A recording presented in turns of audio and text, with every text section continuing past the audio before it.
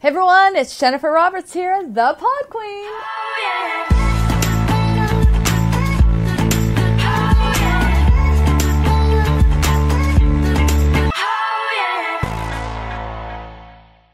And we have friends again.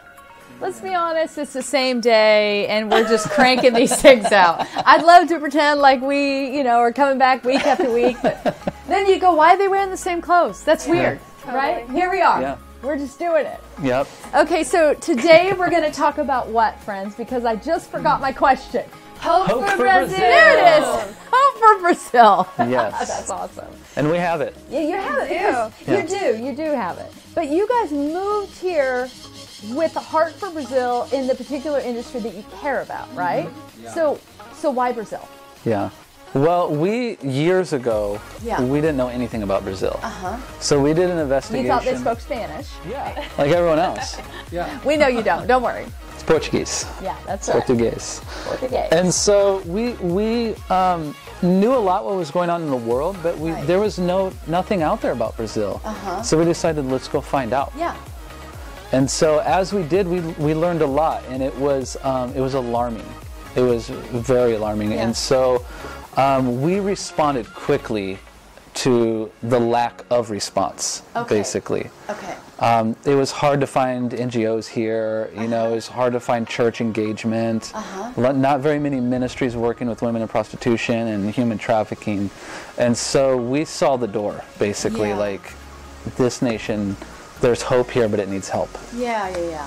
And that was kind of our heart behind coming down here. So talk to me about what's going on. Like, what are some of the numbers? Because I don't know the numbers. I heard some things from you guys and went, what? Yeah, no idea. It's crazy.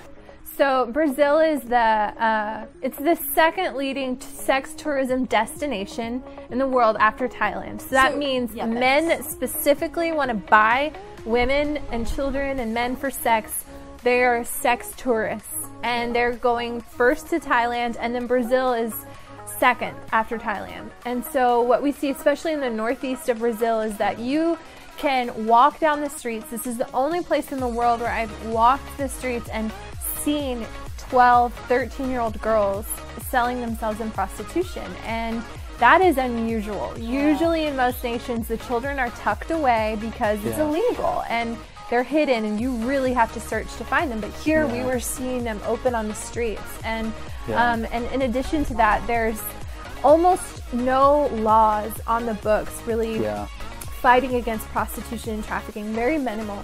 Prostitution it's not legal, it's not illegal, it's kind of in this gray zone of impunity. And so there's really a lot happening.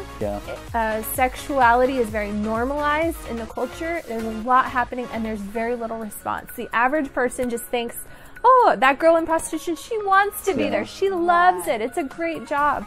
When in reality, we know that most women in prostitution, they want out and they don't know how to get out, and they think that's all they deserve. So there's a misconception about what's actually happening in this industry. And so our heart in coming down here was, how can we engage with this issue? And the church, I mean, if the government is not our hope. Our hope isn't in the government. Our hope isn't in our own ingenuity, our own great ideas to fix a problem.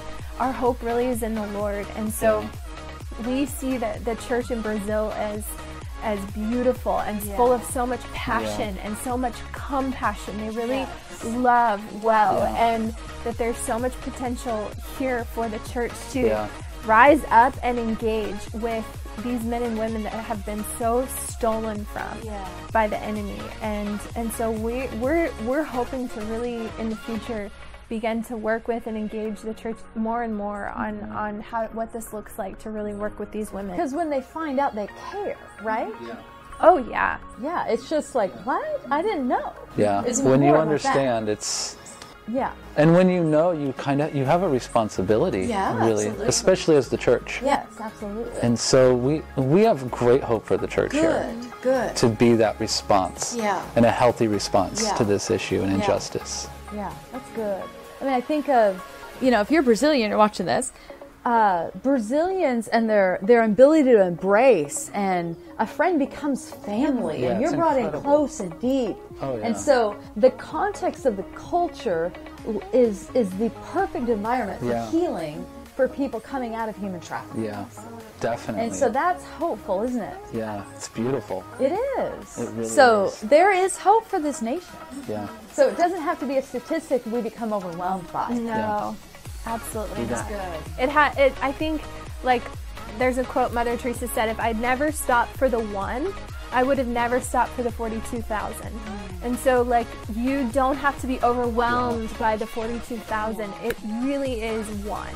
Yeah, the one that's in good. front of you that the Lord, if you're positioning your heart saying, Lord, I care about this. What do I do? Show me. Like, He will put the one in front of you that He's giving you vision and grace and the ability to love and give. Out of the little that you might have, the ability to give love. Love really is enough. That's good.